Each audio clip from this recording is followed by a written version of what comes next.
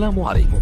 لا تنسوا الاعجاب بالفيديو والاشتراك في القناة تشجيعا لنا لنستمر بنشر المزيد ان شاء الله.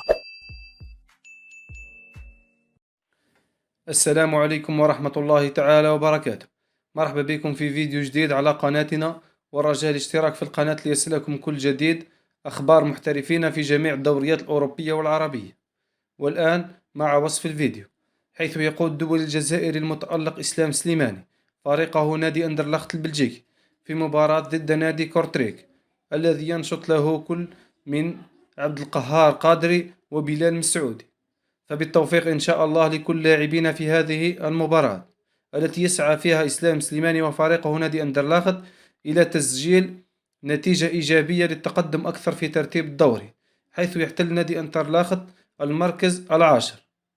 أما بالنسبة لتوقيت المباراة والقنوات الناقلة، فستلعب المباراة على الساعة 6:30 بتوقيت الجزائر، تونس والمغرب، وعلى الساعة 8:30 بتوقيت مكة المكرمة.